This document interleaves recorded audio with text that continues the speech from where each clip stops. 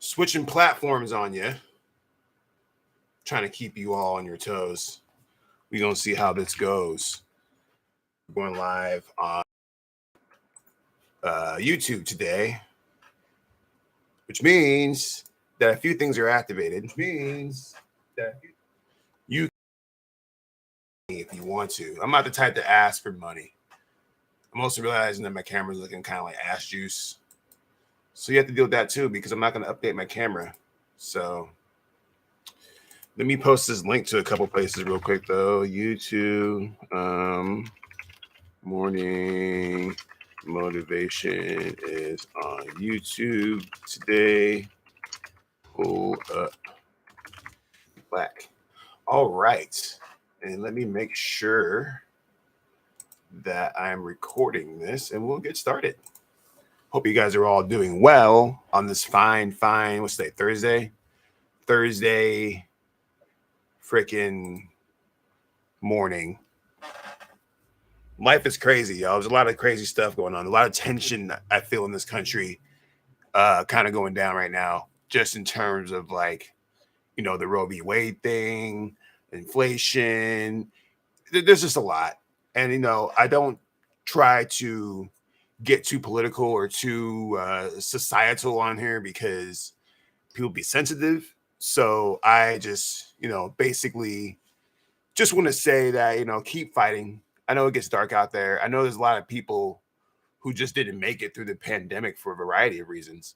But those who did, just know that I'm still rooting for you. It's crazy out there. Keep fighting the good fight. You know what I'm saying? No, man. No, I'm saying? No, me. I'm saying? Anyways, we'll go ahead and get into today's episode. This is Morning Motivation, Season 2, episode, I believe this is episode 11.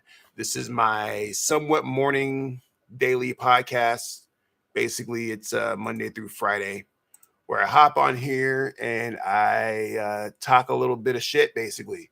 Talk about things that will get you motivated, things that will get you hyped, things that will get you in the zone, and possibly expand your potential of an artist. My name is Jaron Ikner. For those who are just kind of figuring out this podcast and finding it, we get new viewers all the time. So I'm a multimedia artist. I've been doing this for almost 8 years. I specialize in all forms of media, except apparently having really good quality streams on my podcast videos. Look kind of like a potato right now, but it's all good. You can watch these streams live wherever I decide to go live from. It might be YouTube, it might be Facebook, sometimes it's TikTok, but the name is all the same. Well, except on YouTube. On YouTube, it's Starstruck TV, but if you Google or search for Jaron Ikner, you will find my page, and you can watch these streams live and participate. Today, I want to talk about the concept of hype and what have it and what it means to fall for it and what an artist is supposed to do with hype, right? So hype in general is, is basically just what happens when your marketing is on point, right? If you're creating enough hype for yourself, whether you're dropping a new single or a new album or whatever, this hype is perpetuated by whatever you decide to promote, right? There has to be a end goal or a product or an outcome or an event to all the hype. I think one of the most annoying things that people can do is continually hype something and then never follow through on the hype. And this is from somebody who has done that before in the past, where I hyped a particular project or hyped a particular thing and it just never transpired, whether it was my fault or somebody else's. I try to be a lot more calculated with my hype these days, in the sense that hype is a very powerful weapon when it comes to marketing in general, or just being able to reach your fans in a new way. And if you do it wrong or don't capitalize, there's a certain balance there. If you do it wrong, you don't capitalize, what winds up happening is that you wind up alienating your fan base. And I've seen this happen before. I've seen this happen time and time again, actually, where artists will hype, but they don't follow through, or they hype and they disappoint, or they hype and they alienate. Now, hyping and alienate is actually the most common. And this basically happens when you put out a certain type of energy or a certain type of story that you're trying to tell to your people, and eventually it comes out and it doesn't fulfill the hype. The phrase that I like to use is hype too big, too much hype, right? The hype train is too fast. And this happens oftentimes mostly with movies.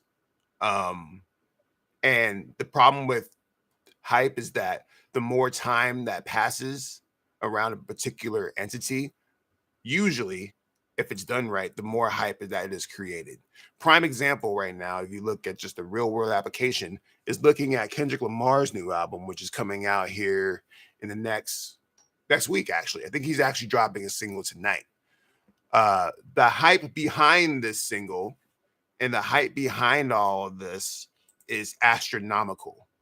Mans has spent what I believe three or no, it's been 4 almost 5 years since his last album release.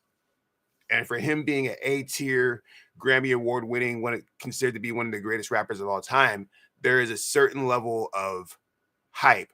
The hype train's going super fast on this album. And if it doesn't quote unquote live up to the expectations of the public, which basically is that the album has to be damn near perfect, if not perfect, then it will be considered a disappointment. And this is something that a lot of artists fall into on a mainstream level. You'll see it happen time and time again. Part of the reasons why you don't see or you haven't gotten that new Cardi B album yet is because Cardi B has not been able to cap or surpass the previous hype of her previous music. And this is actually a common thing that happens with record labels where if let's say that you come out with a fire ass single and it goes triple platinum, right?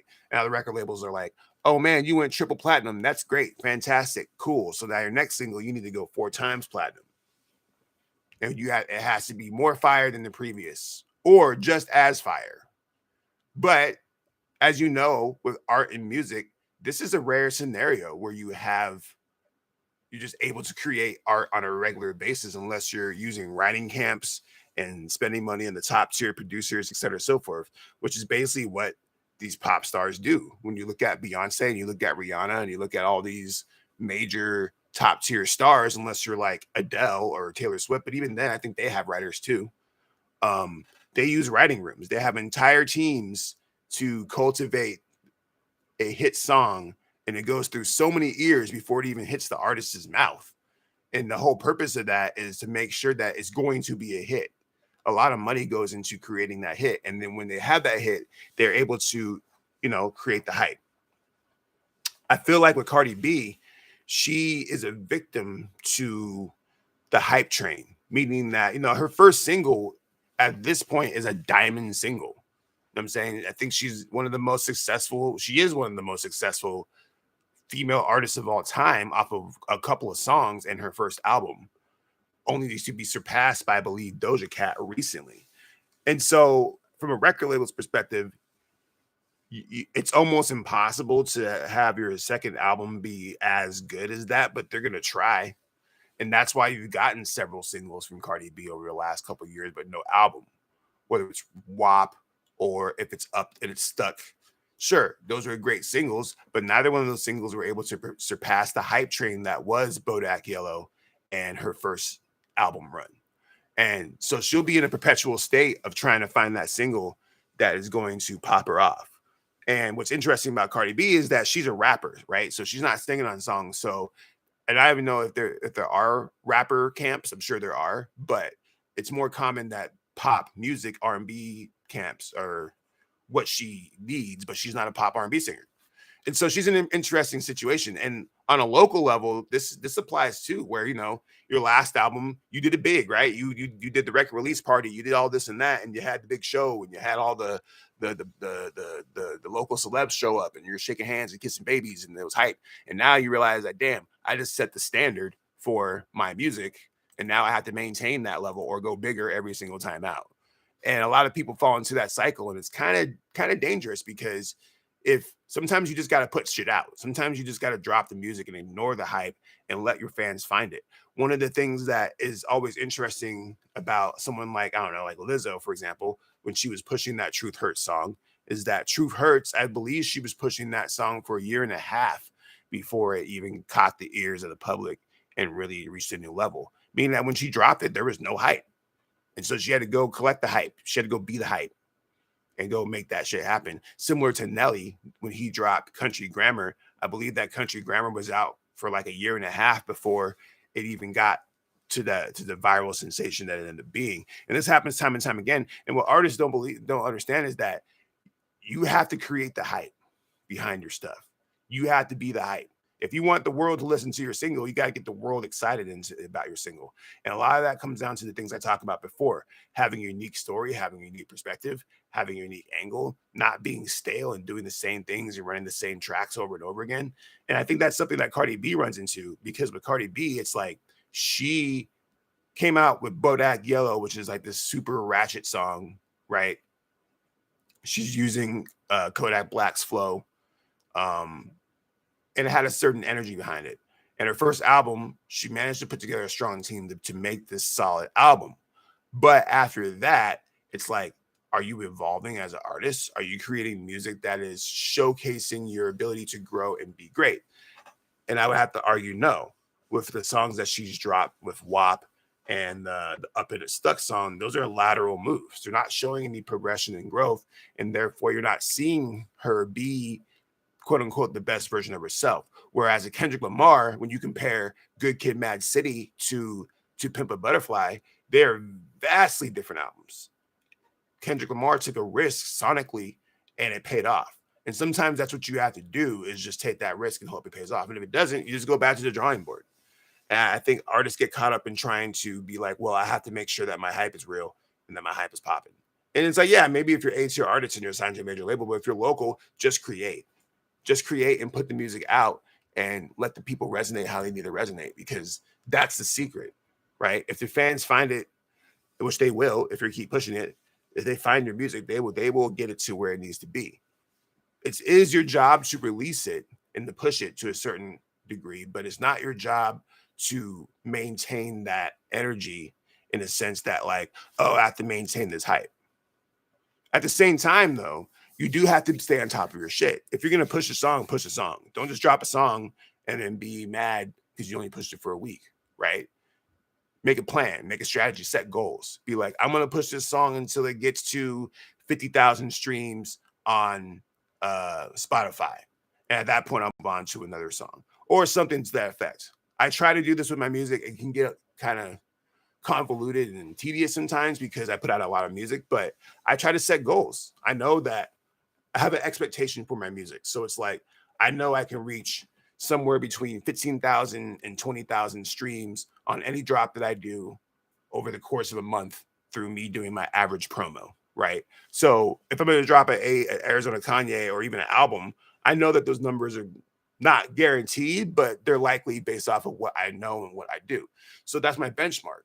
So knowing what my hype train is like and knowing how fast it's going, I can use that to know if I'm doing better or doing worse, right? So if we drop an Arizona Kanye 6, for example, then all of a sudden I know that if that does 30,000 out the gate or in the first month, then we're doing exponentially better, right?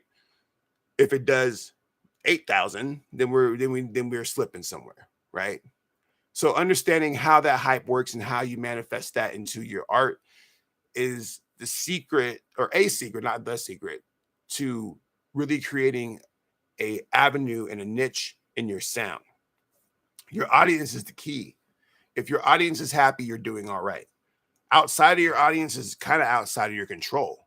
And it's obviously your goal to build an audience, and hype plays a major role in that. But what you also have to understand is that if you're not maintaining your core audience, it's not going to really matter, because they're going to be the ones that are going to be telling all your friends.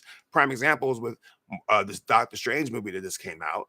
If you're a Doctor Strange fan and you fuck with the MCU, then you're going to be preaching this movie to everybody who does not, right? You will defend it, you will stand by it, and you will be the ones, the apostles of that energy. And that's kind of what the real hype is about, right? Those fans that are ride or die that are going to spread the gospel for you. And that's what you really need to focus on when it comes to how to cultivate your hype in a way that is progressive to your growth. So just things to think about. I think this is actually a good place to stop. Trying to keep these episodes a little bit shorter because I'd be running over it sometimes. But if you do like these podcasts, I really do appreciate it if you go listen to wherever these podcasts are posted: Apple Music, Google Podcasts, Spotify, etc., so forth. And if you like me, go check me out at JaronIkner.com. That's JaronIkner. You can also check out live streams like this on wherever you listen to live streams, which is Starstruck TV, or my Facebook page of the same name. I appreciate you guys listening. I hope that you guys are having a great week, and I hope you guys have a great weekend. Stay safe and stay motivated. Let's go.